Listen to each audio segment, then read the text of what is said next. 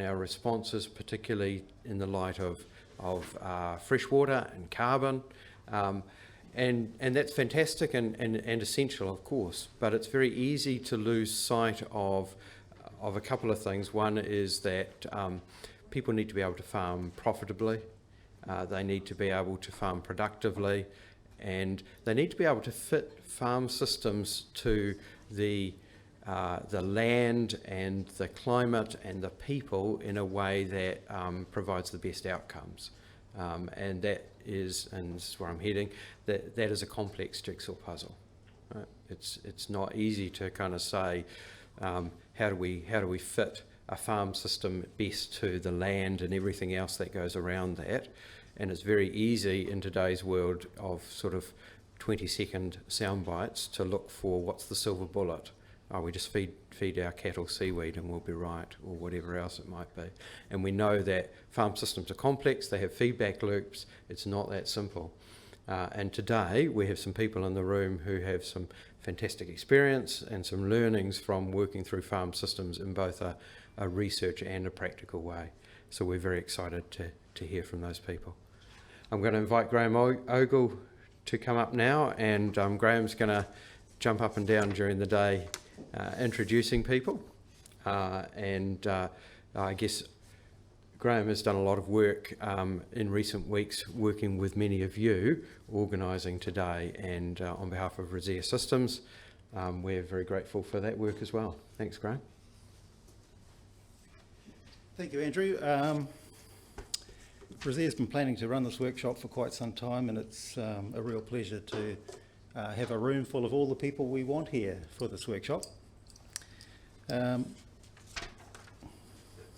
What I want to do is just cover why we're running the workshop and a little bit about how. I think this is a chance for...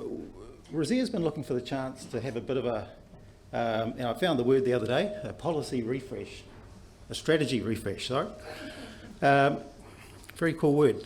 And we thought, what better way is there to have a strategy refresh than invite all the right people, and we think you're all the right people, to a venue and talk about what we see as really valuable to farmers.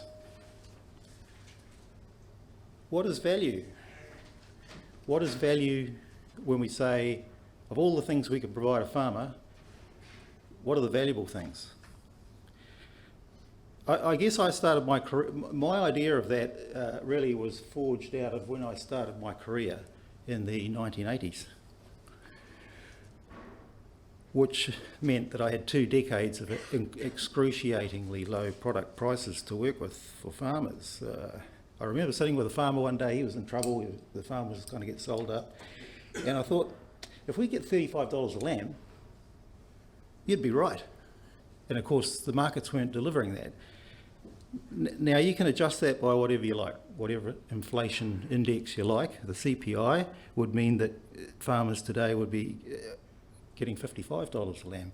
And I imagine our budgeting would be even more difficult today given the increase in costs. Dairy farmers were getting $2.40 a kilo of milk solids. I mean, it's almost unheard of. And if we ramp that up by the CPI, we'd be talking about a payout today of $3.70.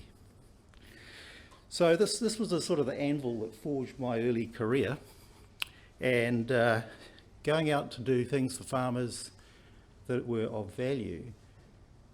The biggest value we could do for farmers then was increase their profitability, and that started to address all the other problems that were on the farm. So when Rezare set out, as we did in 2004, as a group dedicated to agricultural software development, often we sit around and think, is our strategy aligned with where the value is in the industry?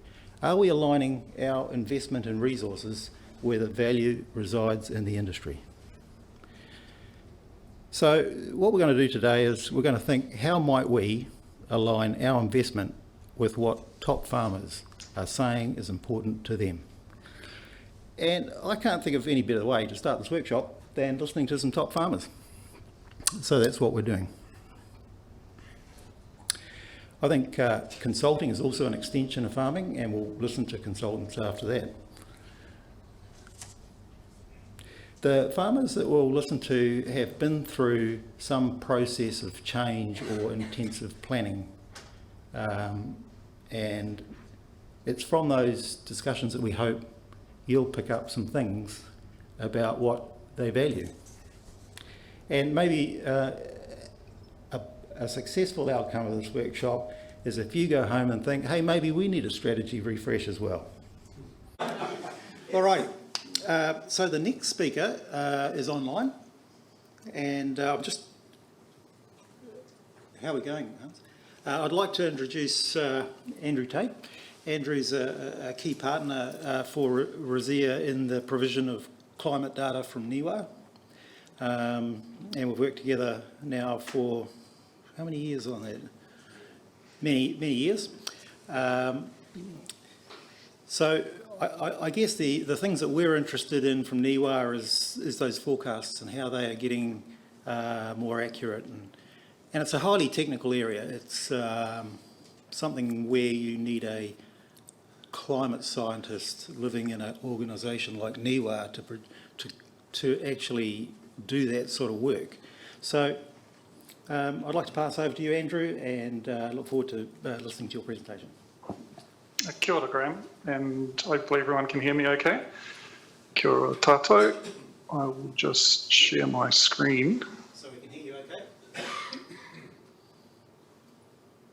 okay? So hopefully you can all see that now. I'm going to give a presentation just on sort of a range of climate data options that are available, including that forecasting information that Graham mentioned, but it's quite high level. There's a few web page links and contact information details on the slides. And what I've done is I've sent through a PDF version of this talk to Miranda and said she's welcome to distribute that to everybody in attendance after the meeting. So don't feel like you have to try to capture all of that information off the slides as I present them. So without further ado, let's see if this works. Okay, so I'm going to give a presentation just on NIWA's climate data. Just acknowledging that this is a massive team effort across NIWA. And we also, of course, work very closely with other organisations on the utility of this information. Just a little bit of an outline of what I'll talk about today, just in terms of climate data available. I want to get you back familiar with just some basics around climate station data. And that's a climate station there, obviously a picture. What we call the virtual climate station data, or VCS, or sometimes called VCSN, Virtual Climate Station Network. I want to talk a little bit about derived products, and one of those key ones is GIS Data Layers. And then finally, just talk about a bit about forecasts, what we call Reanalysis data, which is modelled data for the past, and very briefly on climate change projections. So just on climate station data, and that's a relatively old map now, but it gives you an idea of the sort of distribution of climate stations, both current and historic, across the country. And so we've got a pretty good network of locations of climate stations and rainfall-only sites around the country. In terms of active sites, we've got around 200 or so active automatic weather stations, and that includes the Met Service owned ones and the NIWA owned ones, and some owned by regional councils, for example, and other agencies like Fire Emergency New Zealand. There's about double that number of manual rainfall stations still, and that's actually where people are still going out in the morning and tipping out the water that's been collected from their gauge and measuring it and writing it down and sending that data through to us on a monthly basis. So believe it or not, that still happens.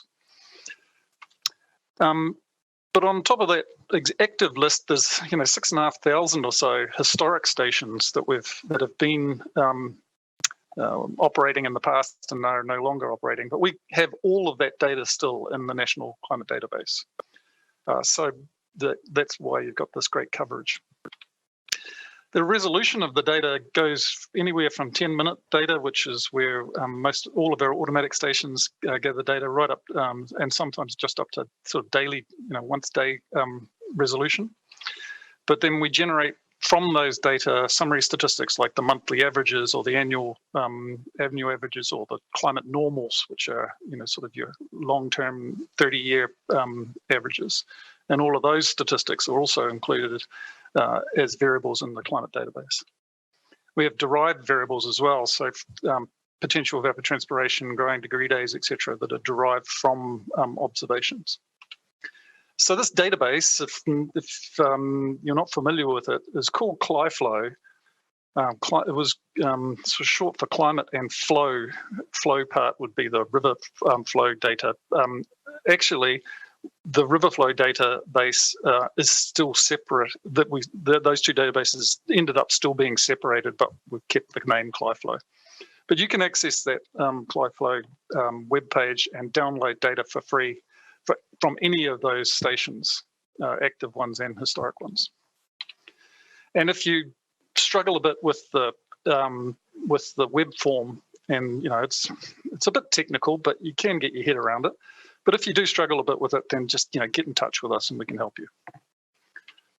And also, we offer a service of installing your own climate station. In fact, we're in the process right at the moment of working with some North Canterbury farmers who've got a bit of funding through Beef and Lamb New Zealand and Environment Canterbury to put on some climate stations on their properties to get more localized information and gather that data, feed it back to those farmers, and then also put it into the National Climate Database. So, we're in the business of helping people set that up as well. So not just the physical infrastructure, but also all of the data management side of it as well. Now, I just want to go on to what we call virtual climate stations. So basically, you see this measles map here, where we've got dots covering all of Taranaki at around 5 kilometres apart. It's basically a grid that covers the whole country, and there's 11,500 of these dots that cover the whole country. And we call each one of these dots a virtual climate station because it's as if it was a real climate station there, but it actually is just digital rather than actually there. And we generate values of daily climate information like rainfall and temperature and wind and solar radiation, etc., at each of these virtual points derived from the real data observation locations. It's just using interpolation. So filling in the gaps essentially between the observation sites. So even though we've got that great network of observations, quite frequently, there's not an observation site, it's not a climate station, a real climate station on a particular property or nearby. So these virtual stations become really useful. So they're about 5 kilometres apart.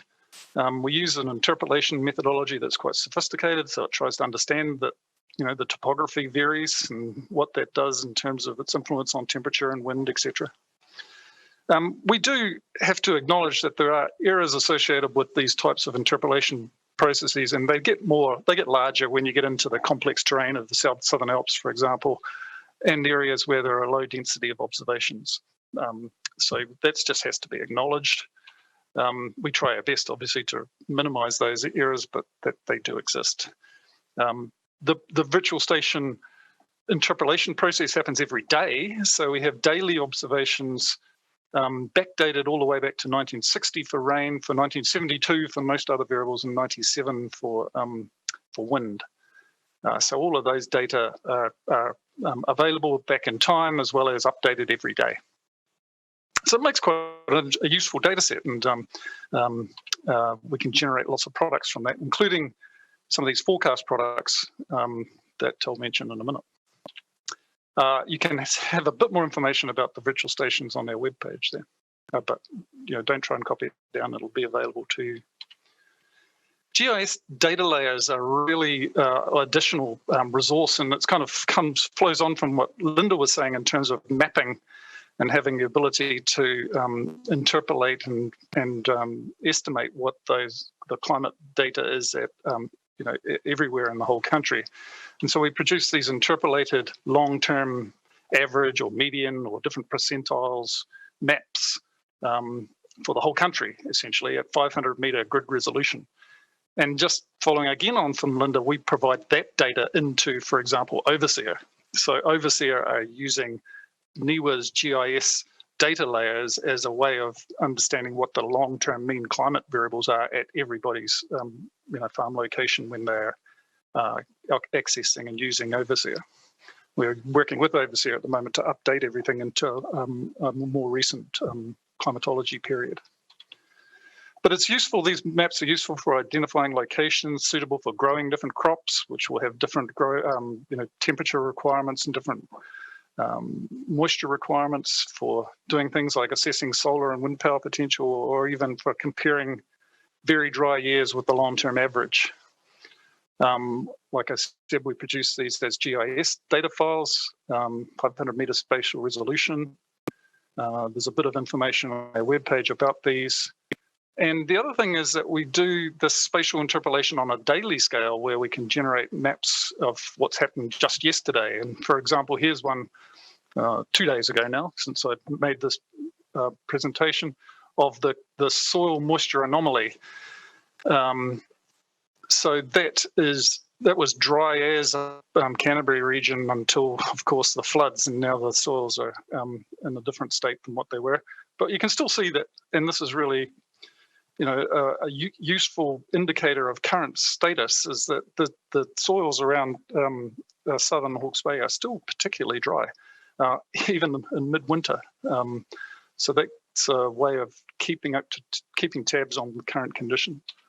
And we actually have another product called the New Zealand Drought Monitor, which again we've been working with Landcare on in terms of improving its representation of soil moisture using the SMAP data. But this is a way of also giving a bit more of a status on current dry conditions using observations and interpolated onto a regular grid.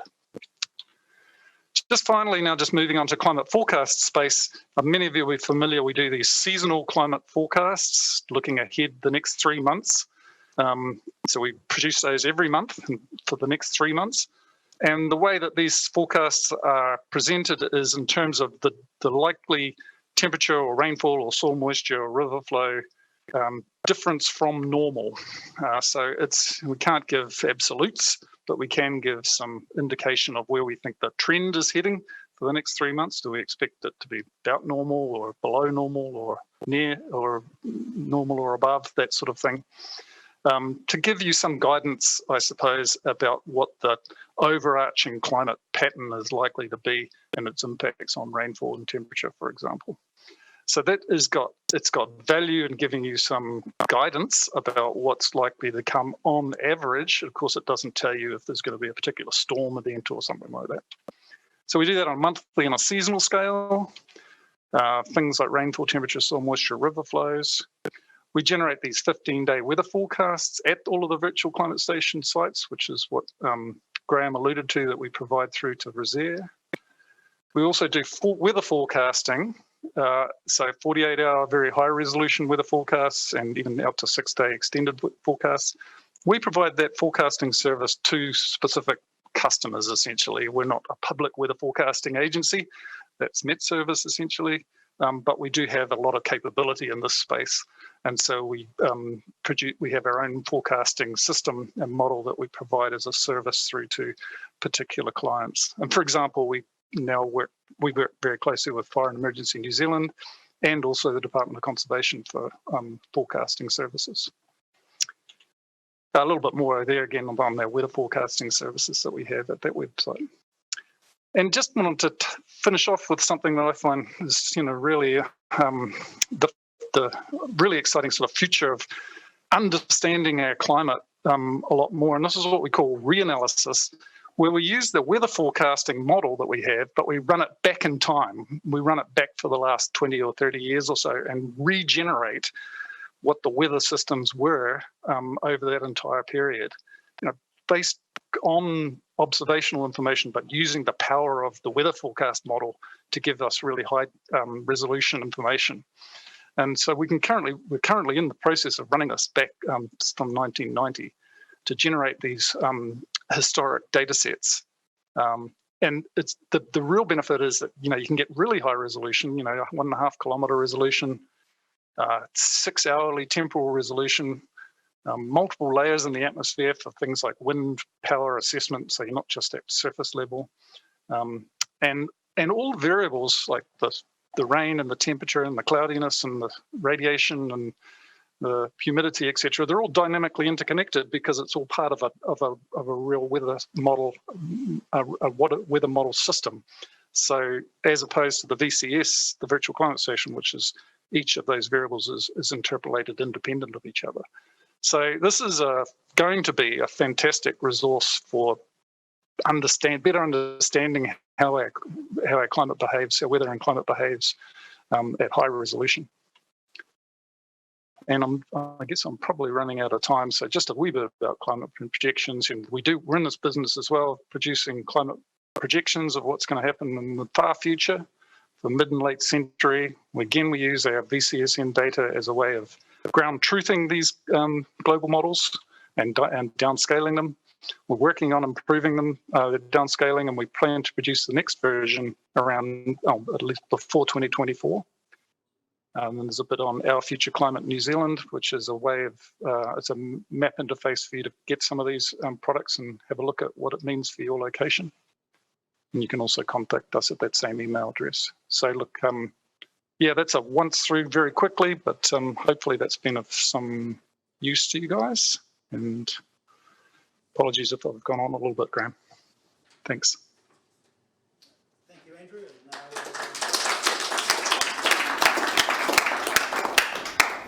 So I guess, stand in front of the microphone, just a few reflections on the day, and I'll keep this brief. So the first thing I thought about was the messages from our practitioners in the morning sessions. So the people, the farmers and the people who are working closely with farmers.